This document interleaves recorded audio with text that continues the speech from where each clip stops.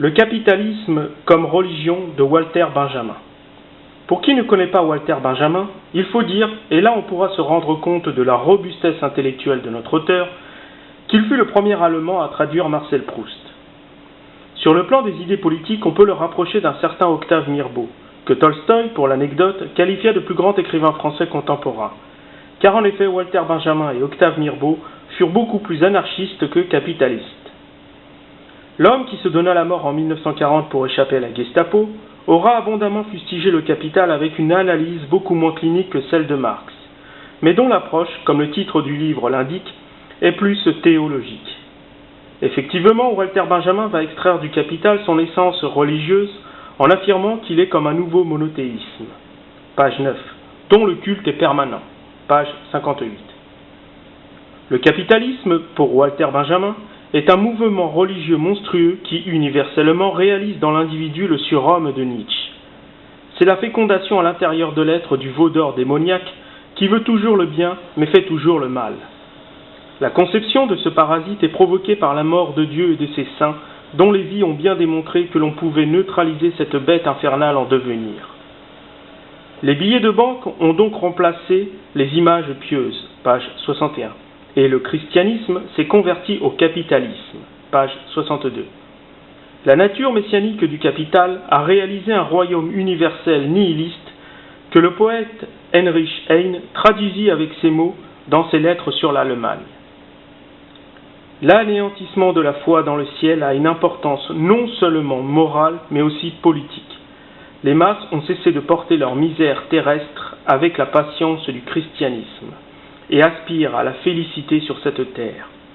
Le communisme est une conséquence naturelle de cette nouvelle vision du monde, et il se propage dans toute l'Allemagne. Heinrich Heine constate, comme son compatriote Walter Benjamin, le changement de paradigme qui s'opère en Allemagne. Pour autant, l'autre écrivain allemand, Adalbert Stifter, déjà étudié précédemment et apprécié de Nietzsche, demeura encore quelque temps le projectionniste d'un monde chrétien que les Allemands n'étaient pas prêts à abandonner. La nostalgie étant tenace, le poète suisse et grand prosateur de la langue allemande, Gottfried Keller, est le terreau avec lequel Walter Benjamin va rappeler les chants homériques, page 93, dont la gloire est celle qui devrait animer l'Allemagne au moment où l'Amérique et sa comptabilité envahissent le vieux monde. Page 102. L'excellente préface de Baptiste Milondo nous en apprend un peu plus sur la vision de notre auteur. Si Walter Benjamin trouve que le progrès est une idéologie régressive, en bon connaisseur de Baudelaire, il sait également que le véritable progrès ne se trouve pas dans la mesure techniciste du monde, mais dans l'effacement des traces du péché originel.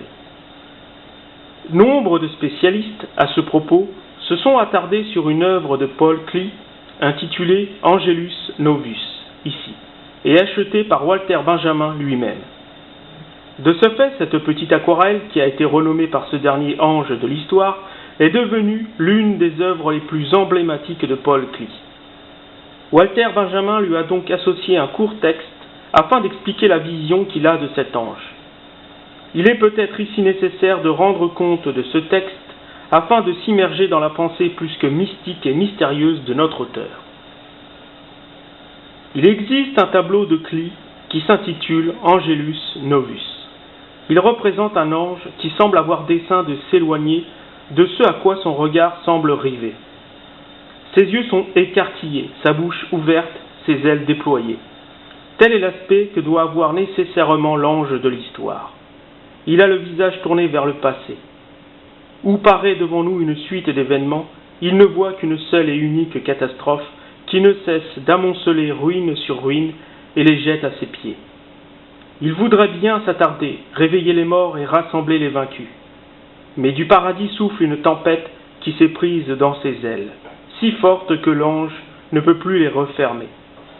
Cette tempête le pousse incessamment vers l'avenir auquel il tourne le dos, cependant que jusqu'au ciel devant lui s'accumulent les ruines.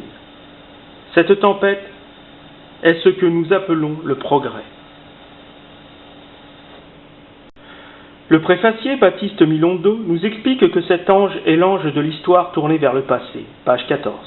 La vision pessimiste du progrès de Walter Benjamin entraîne chez lui l'idée d'une décroissance ou d'une restauration du passé, dont l'aboutissement serait peut-être le paradis perdu.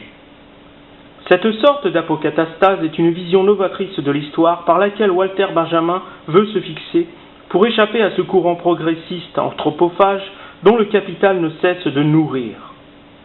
S'il lui faut échapper à cette puissance de perfectionnement technique et économique qui enveloppe l'humanité, c'est parce que cette force tente à tout anéantir.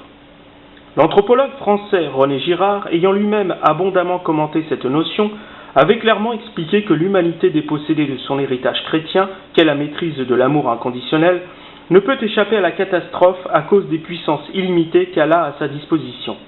L'Apocalypse est la révélation de ce mécanisme. Le mimétisme christique, c'est la désintégration de la rivalité et des forces sacrificielles. L'abandon au message évangélique libère les forces de destruction et d'anéantissement. Walter Benjamin, étant juif, pressent tout de même, à travers son ange de l'histoire, qui est peut-être une image oblique de l'ange de l'Apocalypse, cette révélation à l'œuvre. Quoi qu'il en soit, pour notre préfacier, l'analyse ne s'arrête pas là. Il aborde la notion de besoin que le capital encourage par de multiples pratiques, dont la publicité, page 23. Si celle-ci se charge de signaler nos manques, elle nous place dans une situation presque intenable, tant elle fait croire que le bonheur est dans le besoin assouvi. L'individu cherche ainsi son salut dans l'avoir et non dans l'être. Le fétichisme de la marchandise rentre alors en jeu avec son processus de déification et de sacralisation. L'objet produit est alors perçu comme une divinité triomphante. L'homme accorde à sa création des propriétés magiques susceptibles de lui offrir une aura qu'il est incapable d'obtenir par ses propres qualités. Cette dimension magique de la marchandise a cette capacité de susciter le besoin au point de rendre fou, ce qui se constate chez l'enfant quand il n'obtient pas ce qu'il désire. La frustration liée au manque est très visible. Le caprice et la colère sont les expressions les plus emblématiques de l'enfant. Le capital a donc édifié et honoré le riche propriétaire et la propriété privée afin de maintenir l'individu dans l'espérance de la richesse. Page 30. Dans ce contexte, le capital a créé les conditions du pour-soi. Et selon l'anthropologue Jacques Godbout, page 35, dans un contexte égoïste, l'individu tend à adopter une attitude égoïste, mais dans un contexte généreux, il aura tendance à adopter une attitude généreuse. Inévitablement, ce constat rappelle la théorie mimétique de René Girard, et qui connaît bien l'anthropologue français déjà évoqué plus haut, la rivalité mimétique est d'une valeur ethnologique de première importance. En réalité, c'est elle qui nous dirige et qui nous mène par le bout du nez. La transmission des comportements se réalise à la manière des dominos placés verticalement les uns devant les autres en vue de les faire tous tomber dans le but de créer une réaction en chaîne. L'anthropologue canadien Jacques Godbout ne fait que transcrire ce mouvement de chute des dominos. Ce mouvement de transmission est comparable à la course de relais où chacun des coureurs coopère en vue de faire parvenir le témoin le plus vite possible au point d'arrivée. C'est l'intérêt de coopérer pour survivre, nous dit notre préfacier à la page 34. Le capital est donc ce système coopératif qui permet aux hommes de fonctionner ensemble. Toutefois, il est devenu pareil à cette formidable construction de dominos qui ne peut s'empêcher de bâtir son propre effondrement. En complément du texte de Walter Benjamin, l'éditeur y a ajouté en annexe Le caractère de la marchandise et son secret de Karl Marx. L'auteur du Capital développe le caractère mystique, page 110, de la marchandise. L'objet acquiert une sorte d'auréole de gloire au moment où il devient marchandise. L'objet en question rayonne d'une toute autre manière que l'œil perçoit après avoir pris connaissance de sa valeur sur le marché. L'argent lui confère une aura de sainteté qui stimule l'acte d'acheter. Ce rapport qui transforme l'individu en consommateur est proche de la religiosité tant l'objet revêt dans l'esprit de l'individu une vie autonome analogue à celle d'un bijou ou d'une statue vaudou. L'esprit fantasme l'objet en créant sous ce même objet un rapport caché comme un secret qui, une fois connu, conférerait une sorte de distinction morale propre à satisfaire le narcissisme. Le prix de la marchandise voile en quelque sorte la dégradation sociale qu'a entraîné la production de cette marchandise. La classe esclave de l'ouvrier disparaît alors derrière ce vernis qui est l'expression monétaire de la marchandise, comme si l'argent avait ce pouvoir d'effacer l'aliénation produite par le capital. La pensée bourgeoise, c'est cela, c'est consommer sans produire par opposition à l'activité du paysan et de sa famille qui produisent et transforment pour leurs propres besoins ce qu'offre la nature. Page 123.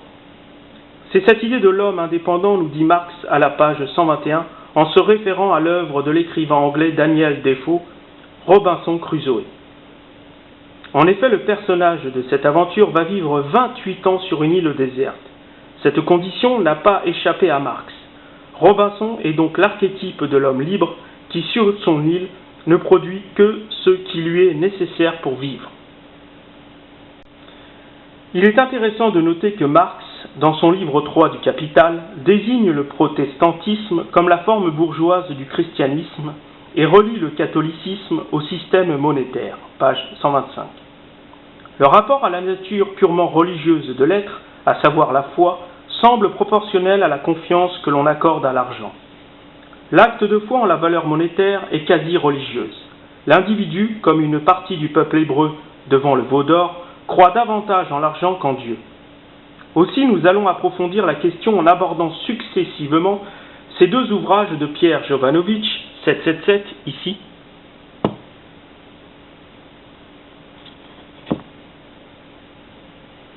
et 666 ici.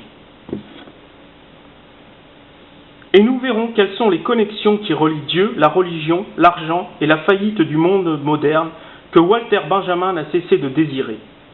Pour notre auteur, le perfectionnement de l'humanité ne peut se réaliser qu'à travers la perspective d'un messianisme, c'est-à-dire la réalisation d'une rédemption collective. Page 13 et page 14.